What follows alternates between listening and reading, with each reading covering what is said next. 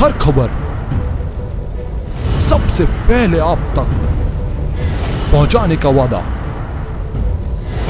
बस यही है एक इरादा। आज ही लगाए अपना पद्मेश डिजिटल सेटअप बॉक्स।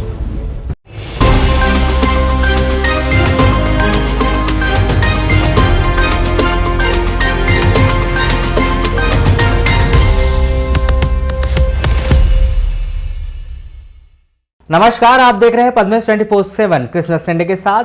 चलिए न्यूज बुलेटिन की शुरुआत करते हैं हेडलाइन से। व्यापारियों और प्रशासनिक अधिकारियों के बीच हुआ विवाद। व्यापारियों ने बंद किया पूरा शहर का बाजार। चैम्बर ऑफ कॉमर्स ने दी चेतावनी, प्रशासन रवैया बदले नहीं तो जिले भर का बंद कर दिया जाएगा व्यापार। वाहन चेकिंग के नाम पर की गई 49,000 रुपए की धोखाधड़ी। बैयर बालाघाट रोड की घटना, पुलिस वाला बताकर आरोपी ने दिया घटना को अंजाम। ग्रामीण क्षेत्रों में वैक्सीनेशन को लेकर नजर आ रही है जागरूकता। वैक्सीनेशन कैंप लगाने की उठ रही मांग।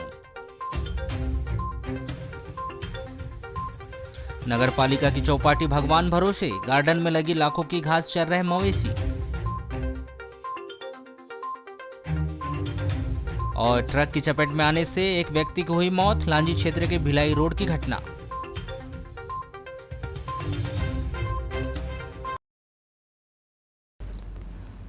नगर पालिका के द्वारा शहर के हृदय स्थल कालीपुतली चौक में सुसज्जित चौपाटी का निर्माण कार्य कराया गया है, लेकिन अब यह चौपाटी आवारा मवेशियों के लिए चारागाह बन रही है।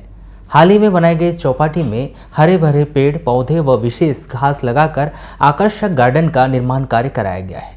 इस चौपाटी के सौंदर्यीकरण के लिए नगर पालिका के द्वारा लाखों रुपए खर्च किए गए, लेकिन लाखों रुपए खर्च कर बनाई गई यह चौपाटी इन दिनों भगवान भरोसे नजर आ रही है। लॉकडाउन के चलते चौपाटी बंद होने और सुरक्षा के पुख्ता इंतजाम न होने के कारण चौपाटी को आवारा मवेशियों ने अपना अड्डा बना रखा है, जो न सिर्फ चौपाटी में गंदगी फैला रहे हैं बल्कि लाखों की लागत से बनाए गए गार्डन को भी अपना निवाला बना रहे हैं और इस ओर जिम्मेदार ध्यान नहीं दे रहे।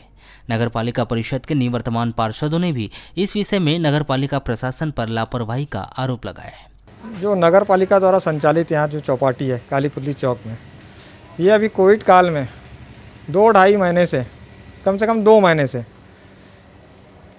नगर पालिका में किसी भी चीज़ साफ़ सफाई की व्यवस्था को बोला जाता है, चाहे वो वार्डों की रहे। और ये तो चौपाटी वाली बात है, शहर के हृदय स्थल की बात है ये।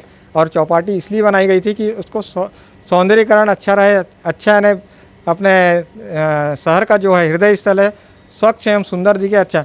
लेकिन आज की स्थिति में उस चौपाटी का ये हाल है कि लावारिस जानवर वहाँ अंदर घुस रहे हैं, कुत्ते गाय जो भी है वहाँ पर जो गंदगी फैला रहे हैं, वो कचड़ा, इसमें नगर पालिका प्रशासन बिल्कुल भी ध्यान नहीं दे रहा है।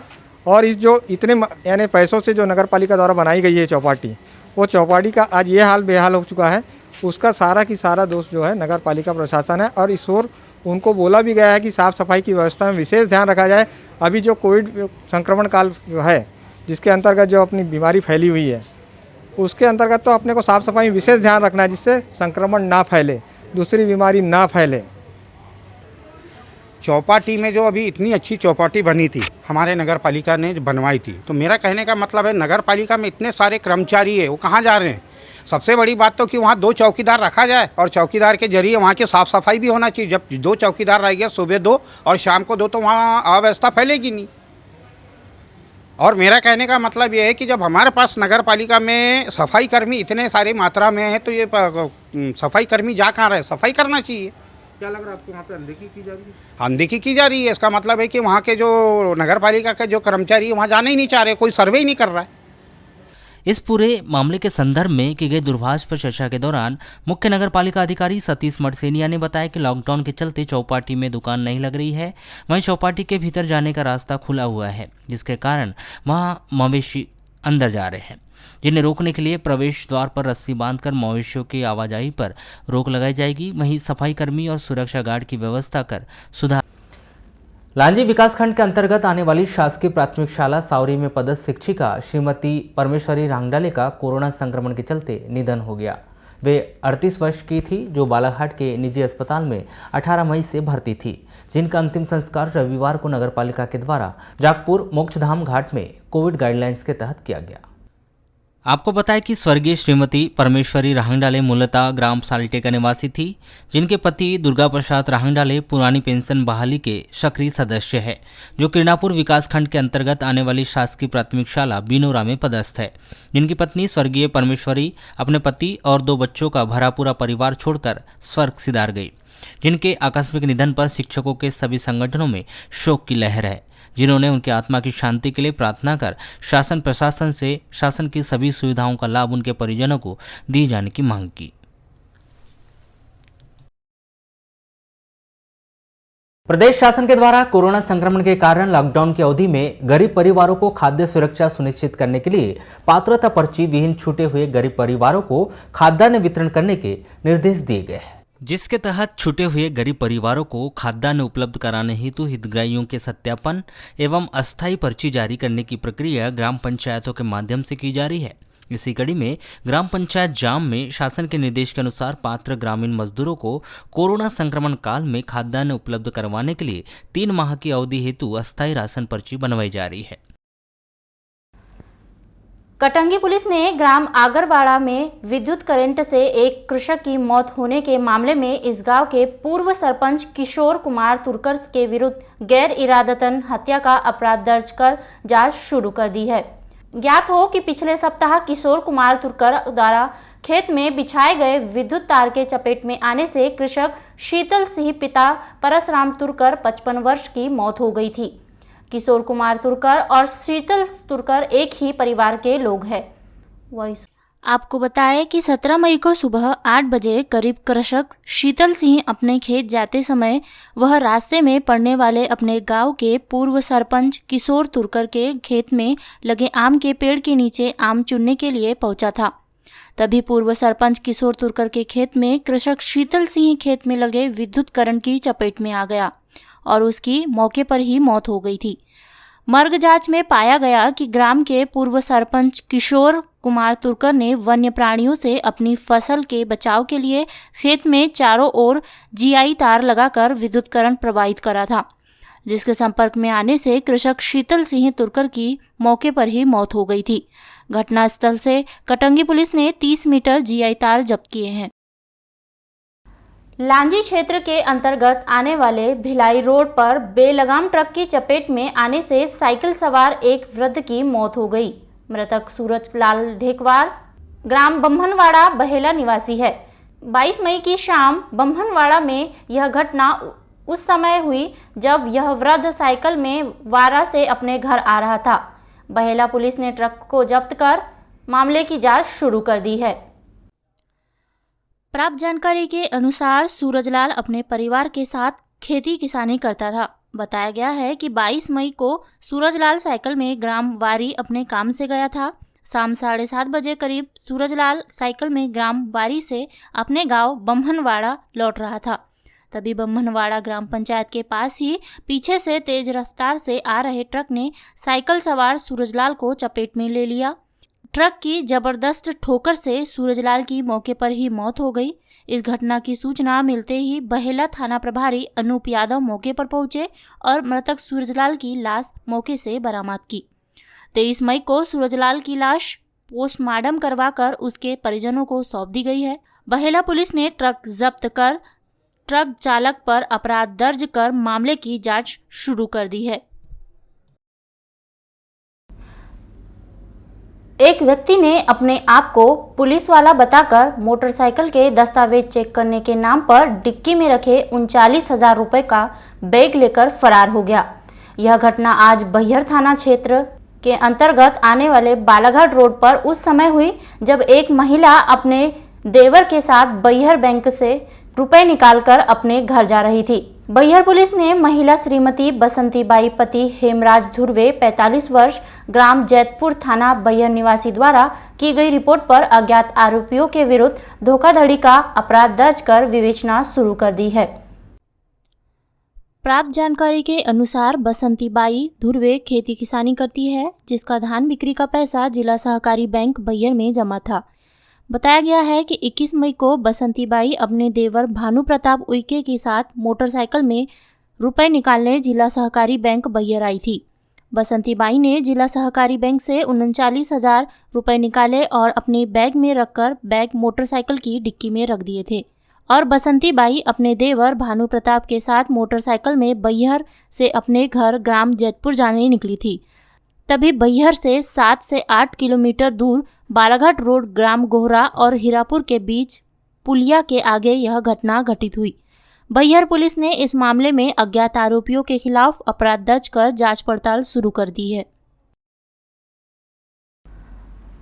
कोरोना काल के कारण माध्यमिक शिक्षा मंडल की 10वीं की परीक्षाएं रद्द कर दी गई है। अब विद्यार्थियों का रिजल्ट तैयार करने की तैयारी चल रही है। वहीं परीक्षा रद्द होने से मंडल को इस साल अकेले बालाघाट जिले से 50 लाख रुपए की बचत होने का अनुमान लगाया जा रहा है। आपको बताएं कि 10वीं परीक्षा फॉर्म भरने में प्रति विद्यार्थियों से 1,000 रुपये शुल्क लिए गए हैं। इस साल जिले से करीब 23,000 विद्यार्थी शामिल होने वाले थे। इसमें से अगर आरक्षित वर्ग के विद्यार्थियों के शुल्क को माफ भी कर दिया जाए तो करीब 20,000 विद्यार्थी से 20 करोड़ रुपए सिर्फ परीक्षा फॉर्म सामान्य शुल्क के साथ भरने मंडल की आमदनी हुई है। अगर परीक्षा आयोजित की जाती तो प्रश्न पत्र व उत्तर पुस्तिकाओं को तैयार करने या प्रैक्टिकल पेपर का मूल्यांकन के लिए जिले के भीतर ही लगभग 50 लाख रुपए खर्च हो जाता। यह पैसा भी माध्यमिक शिक्षा मंडल भोपाल का बच गया। चलिए फैक्ट फाइल पर नज़र दौड़ाकर आपको पूरा आंकड़ा सिलसिलेवार बताते हैं।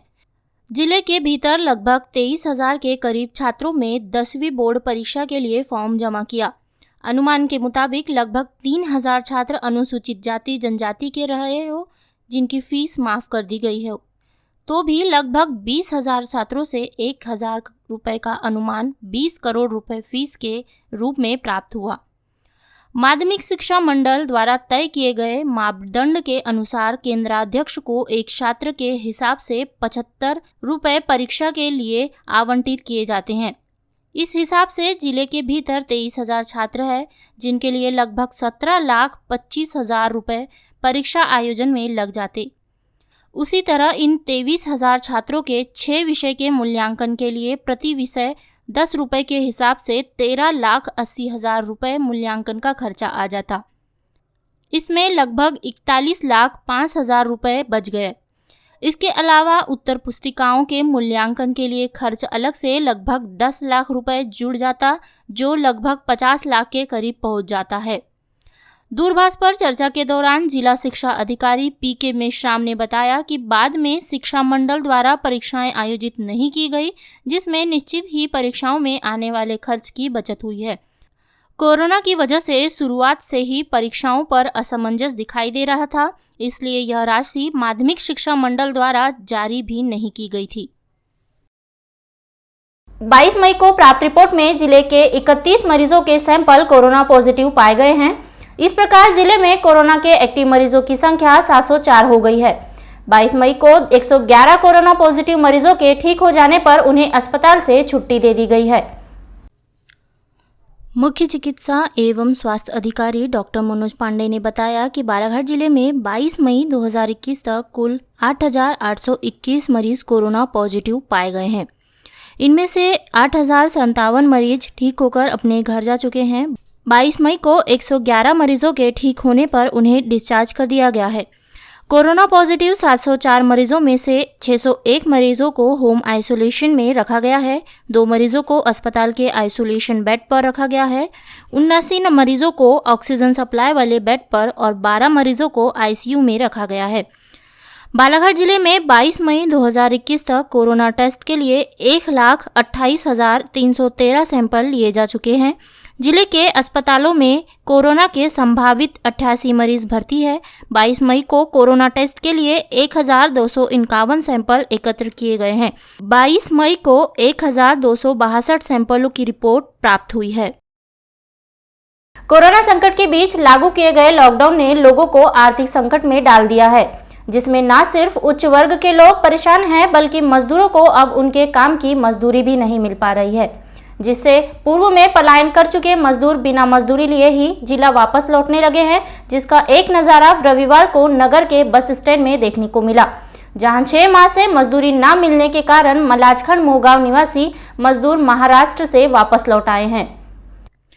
प्राप्त जानकारी के अनुसार मलाजखंड मोहगांव निवासी कुछ मजदूर महाराष्ट्र राज्य के भंडारा चाचेर में पिछले 10 वर्षों से किसी रेलवे ठेकेदार के अधीनस्थ काम कर रहे थे, जिन्हें कोरोना लॉकडाउन के चलते पिछले 6 माह से ठेकेदार के सुपरवाइजर ने मजदूरी नहीं दी है। परिवार के भरण पोषण के लिए पैसों की आवश्यकता पड़ने पर सभी मजदूरों ने कुछ दिन तक कहीं और मजदूरी कर जैसे तैसे अपना परिवार चलाया और कुछ पैसे एकत्र किए। वहीं सुपरवाइजर से बार बार मिन्नतें करने पर भी जब उसने 6 माह की मजदूरी नहीं दी तो सभी मजदूर बालाघाट वापस आ गए। मलाजखंड मोहगांव। अच्छा, ये बताइए कहाँ गए थे आप लोग? भंडारा साहब के चाचरे में काम कर रहे थे। काय का काम करते थे? रेलवे। अच्छा 6 महीने। जी, बताइए क्यों आ गए वापसी? ठेकेदार पैसा दे ठेकेदार ने पैसे नहीं दिया? 6 महीने का नहीं दिया? नहीं, कुछ पैसा देगा तो होली के पहले, उसके बाद अभी के देगा होली के बाद। होली के बाद से अभी तक नहीं दिया? तो अभी कैसे आना हुआ यहाँ पे? क्यों आ गए? पैसे नहीं दे रहे करके? हाँ। तो उसकी कंप्लेंट की है कहीं? नहीं किए? तो अभी कैसे करेंगे आप? जाएंगे तो घर जा रहे हैं? कैसे आए आप लोग यहाँ पे? हम आए थे उधर से मेमो ट्रेन से, उसके बाद गोंदिया से ऑटो से नासिक। अच्छा, ये बताइए कि ठेकेदार ने पैसे क्यों नहीं दिया? क्या बोलता है? पता नहीं, कोरोना की वजह से कैसे निकल रहा ही नहीं घर से बाहर, वही मन हो गया।